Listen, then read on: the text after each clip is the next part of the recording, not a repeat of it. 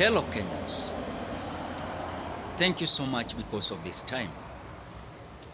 As you know that election is now on its process and few months to election. Kenyans, I have taken this chance to express my feelings towards the election that we have been having in this country since we attained independence of the Republic of Kenya. As a young person and as a young citizen of the Republic of Kenya, it is true that every 5 years we go back on a ballot to elect new leaders or to get back those who have been working for us, at times who have good agendas and ideologies for our country. But Kenyans, since we attain independence and we gain our republic, it has been now something that it is not our expectation, we as the citizens of the Republic of Kenya. This comes after the other time post-violence election that had happened in 2007, 2008. Kenyans, those who suffered so much was not leaders, was not politicians, and was not those who have seek the political position in this Republic of Kenya. It is painful when I see that now Kenyans do not learn lessons and they don't experience and learn whatever had happened long time ago. Now it seems like now the post-violence election that had happened in 2007, 2008 is like repeating itself in this election 2022. Remember in 2007 and 2008, we were promised that there were no that we were not going to have problems when it comes to this the election of 2007 and 2008. It's the same thing that is now happening again in 2022, where we are now being promised that the election is going to be free, fair, and peaceful. So my question to my fellow Kenyans: are you ready to experience another post-violence election that had happened in 2007 and 2008?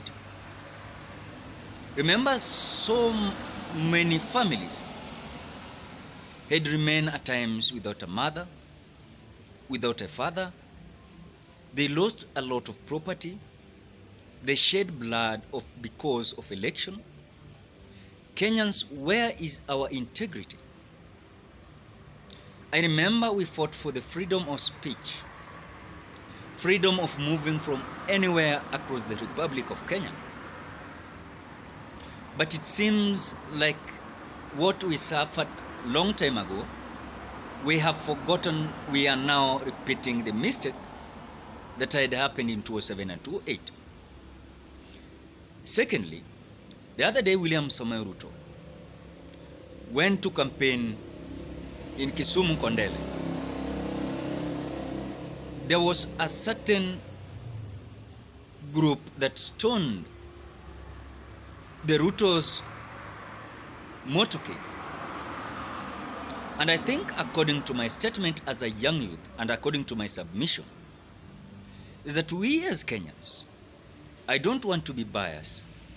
I don't want to report my submissions when I support maybe William Ruto or when I'm supporting Raila Odinga. We as young youths, we must be sure, careful, responsible when it comes to our republic and our country specifically. It will be painful, we as youths, when we are paid tiny cash to involve ourselves in violence when it comes to rallies, when it comes to election, when it comes to certain agendas and ideologies that will not make our country to move on the way we expect, to have food, to have better healthcare, to have good system of road, to have a good shelter. But now we as young youths, we are being paid tiny cash to stone leaders who, when this post-violence will start, we are the people to be affected.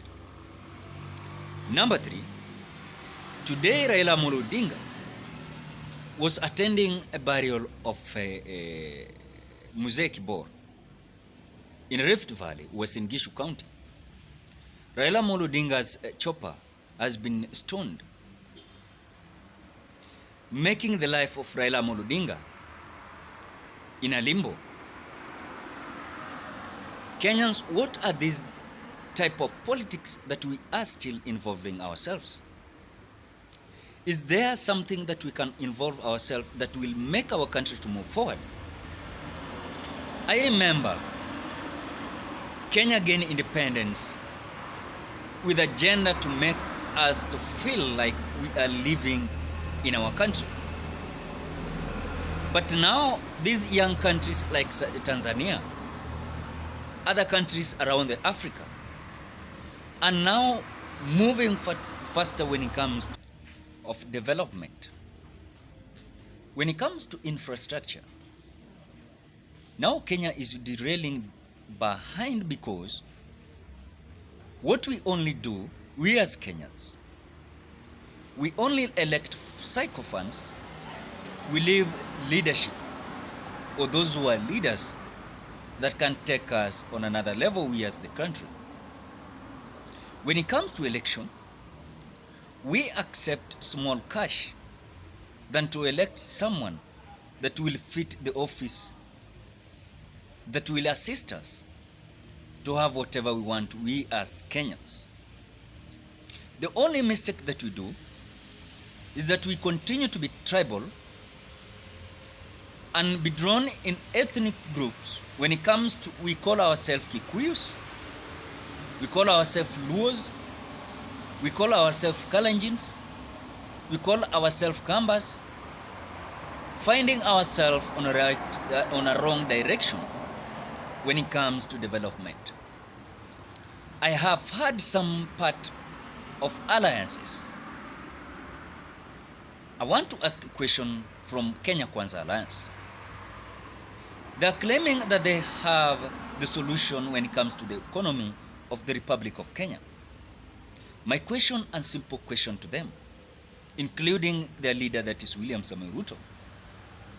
Mr. Deputy President, you have been in the government for a certain period of time. You have been elected to be a member of parliament of Turbo constituency.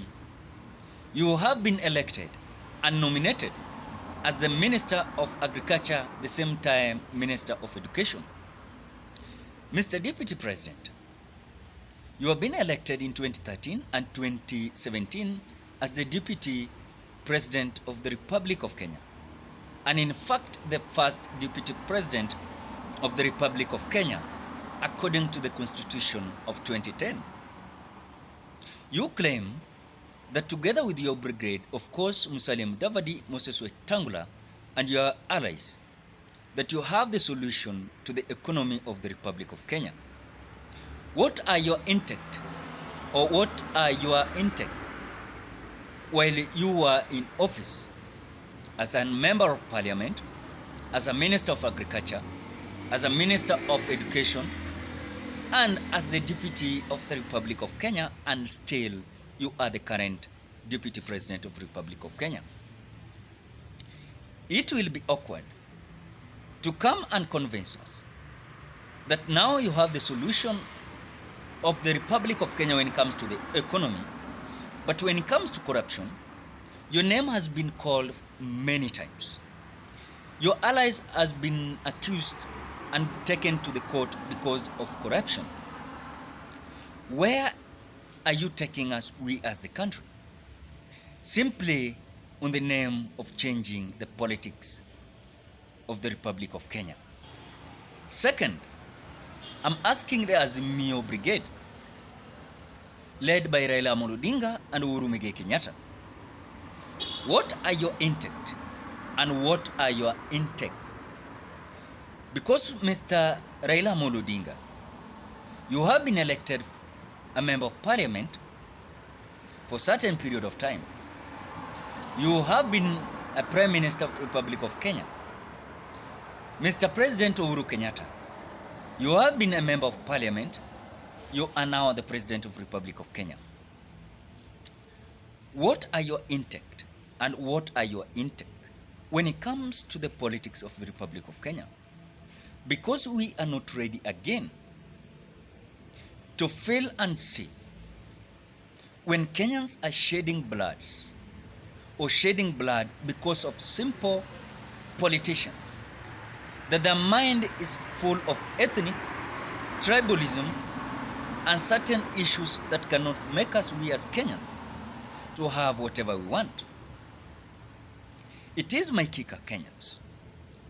I call all Kenyans to join hands together to condemn this tolerance of political violence or election violence, stoning leaders, their motorcades.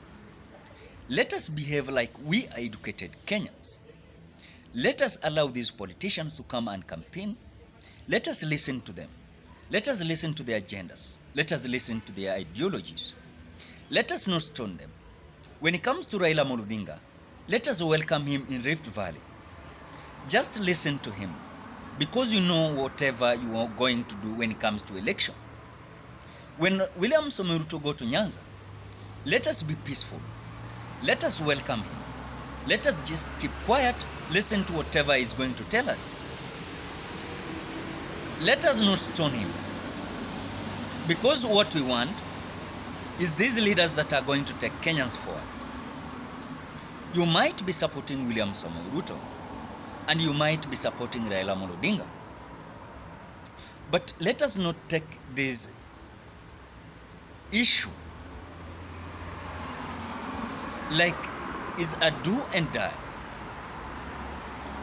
This election will come and pass, will come and pass.